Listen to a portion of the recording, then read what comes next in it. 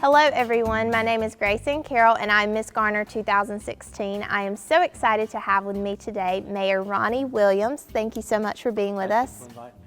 And as part of being Miss Garner, I will be competing for the Miss North Carolina Scholarship Pageant and representing the town of Garner in June. And each contestant has a personal platform, which you know that we all promote. It's something that's near and dear to our hearts. My personal platform is called Healthy Me, Healthy NC. So my goal is to provide nutrition education for the citizens of Garner as well as people all across the state.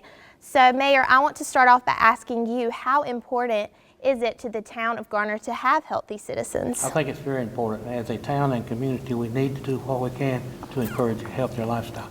Because if nothing else, if you eat healthy and live a good lifestyle, you'll live longer. Absolutely. So what is step one in living a healthier lifestyle? So step one is to get sufficient sleep at night. Sleep doesn't just make us tired, it could also be contributing to a higher BMI. In a recent study, healthy people who were limited to 5 hours of sleep at night gained an astonishing 2 pounds in less than a week. So how does lack of sleep lead to weight loss? That's a great question. So lack of sleep affects us in 3 very important ways. The first is that it slows down our resting metabolism. So this is the basic amount of energy or calories that are expended when we are at rest, when our bodies are resting. So basic bodily functions such as breathing or pumping blood, all of these things require energy, but when we have less sleep, we are burning less calories doing those things. The second way is that it affects our hormones. Less sleep leads to higher cortisol levels, which is known as the stress hormone, and this in turn increases our appetite, which also leads to increased caloric intake. And the third way is that it affects our willpower. So we all know that when we're more sleep deprived, we tend to reach for the high sugar, high fat foods, and that can lead to a spike in our blood sugar and ultimately lead to a sugar crash. So how much sleep on average do you recommend an individual gets? While there's no magic number, it is recommended around 7.5 to 9 hours of sleep per night. So Mayor, this brings us to the second way to live a healthier lifestyle, and this time I'm going to ask you a quiz question to introduce us. I hope you get it right. So no pressure. Which of the following foods, if you had to guess, will raise your blood sugar faster and higher? Is it A, a baked potato, B, an orange, or C, a Coca-Cola? I would say a Coca-Cola. That's actually incorrect, but I guessed the exact same thing. We were asked this question in my metabolism class at Meredith College, but surprisingly, the food that raises our blood sugar the fastest and the highest is actually the baked potato, and that is due to its glycemic index value. So what exactly is the glycemic index? It is a measure of the effect that different carbohydrate-containing foods have on our blood glucose, which is synonymous for blood sugar levels. What are examples of low versus high glycemic index foods? So some examples of low glycemic foods are those that are metabolized at a slower rate and are ranked on the GI scale at a value of 55 or less. Some of these foods include oatmeal, rolled or steel coat, so not like the packaged oatmeal that we find in the stores, oat bran, sweet potato, corn, yams, lima beans, butter beans, peas, legumes, and lentils. And this also includes most fruits, non-starchy vegetables, so think your leafy greens such as spinach, broccoli, cauliflower, mushrooms, onions, and carrots. On the other hand, the high GI foods are those that are ranked on the glycemic index value of 70 or more. So think refined grains. These are more of your processed foods such as white bread, bagels, cornflakes, puffed rice, instant oatmeal, russet potato, mac and cheese, pretzels, any of those salty processed foods. And those high GI foods contain a higher spike in blood sugar and they're quickly metabolized, so they won't keep you feeling fuller longer and you'll be more likely to reach for those foods later. So how does the glycemic index impact our overall health? That is a great question.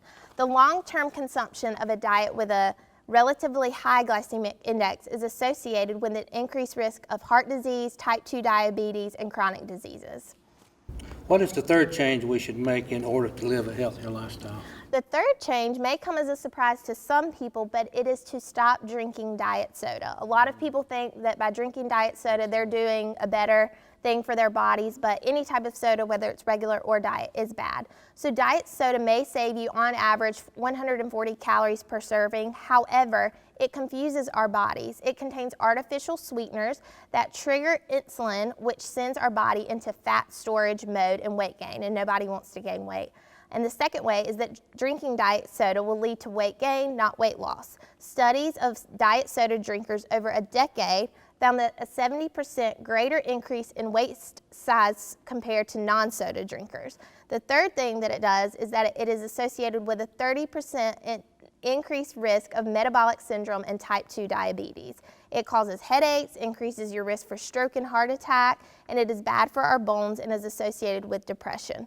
And if you're not convinced, the fifth negative impact of diet soda is that it can ruin your smile over time. And Mayor, I know you've got a fabulous smile. Thank you very much. So we do not want to ruin that. The citric acid in the diet soda weakens and destroys our tooth enamel over time. Something I could not hardly believe when I was doing my research is that cocaine users, meth users, and diet soda drinkers were all found to have the same level of tooth erosion. So that just shows you how negative of an impact diet soda can have on our bodies. Okay, this brings us to tip number 4. What is the next way we can improve our health? My next tip is to watch your portion sizes. It's no secret that portion sizes as well as waistlines are increasing here in America. Currently, more than 2/3 of adults and 1/3 of children are overweight or obese here in America. Over the past 20 years, portion sizes have more than doubled, and research shows that the bigger the portions we are served, the more we consume due to the hindrance of individuals' ability to perceive how many calories and how much food they're actually eating. And we know that these portion sizes are pervasive in our culture. We see it at the restaurants. We're served enough for 2 or 3 people when we get an entree. So it's important to practice portion control. And a few tips for avoiding what I like to call portion distortion while you're eating out, maybe you and your wife can practice this when you're dining out, is to split an entree with someone, whether it be a spouse, a family member, a friend. The second way is to avoid buffets. These are pitfalls to excess calorie consumption. Temptation. It is, and most people when they go to these buffets, they consume triple or quadruple the amount of daily caloric calories. So that's really important to avoid those. The third thing is to ask the waiter to put half of the meal in a carry-out bag. So that's something easy you can do before it's even served. Then you're not tempted to eat the other half, and you can save it for later. So that's an extra meal for the next day. And the fifth way, one of my favorites, is to use the rule of thumb. So Mayor, take your hand and turn it over. So the palm of your hand is equivalent to 3 ounces of lean meat, fish, and poultry. And that's one serving size. Do you think the meat you're served is the size of your palm? Yeah. You do?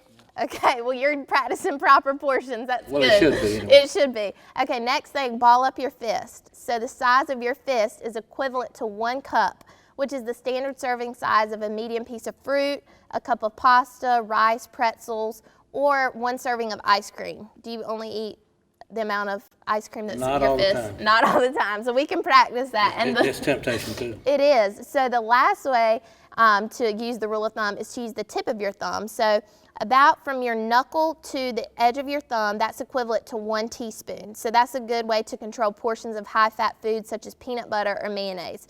Do you like mayonnaise? Yeah. Okay, do you use the amount from your knuckle to your thumb tip? I don't think so. Okay. I should. You can now. You can use that as the rule Now that of I'm thumb. aware of what it does. Now that you're aware, that's correct. So this brings us to the 5th and final step in living a healthier lifestyle. What is your final tip today? My final tip is to be aware of the seafood diet. Now, this is not exactly what you may think. I'm not talking about the seafood found in the ocean. This type of diet refers to the fact that we tend to eat the food we see. For example, research has found that people whose kitchens have potato chips in plain sight weigh 9 pounds more on average. Do you believe that? Yes, I do. I can relate to it. Okay. The next thing is that those with soda in view, this shocked me, were 24 to 26 pounds heavier than their neighbors without soda. And finally, people with fruit on their counters weighed 13 pounds less than those that did not have fruit. So the term out of sight, out of mind is actually true when it comes to the seafood diet. So how can we put the seafood diet into practice? There's a lot of ways that we can do that. Simple swaps such as replacing the candy dish with a fruit bowl, making tempting foods invisible or inconvenient by placing them in the back of the cabinet, back of the refrigerator or the pantry. And the third way is to put fresh fruits and vegetables at eye level in your refrigerator. So those are the first things you will see, and you'll be more likely to grab those. So Mayor, do you think you'd be willing to help me in promoting these 5 tips and putting them into practice in your life as well as the mayor or the citizens of Garner? I'll be glad to help you any way I can. I need to work on this. Okay, we'll do it together. How does that sound? Well, thank you so much for being with us here today, and I hope you will join me in promoting my platform, Healthy Me, Healthy NC. I hope you have a great day, everyone.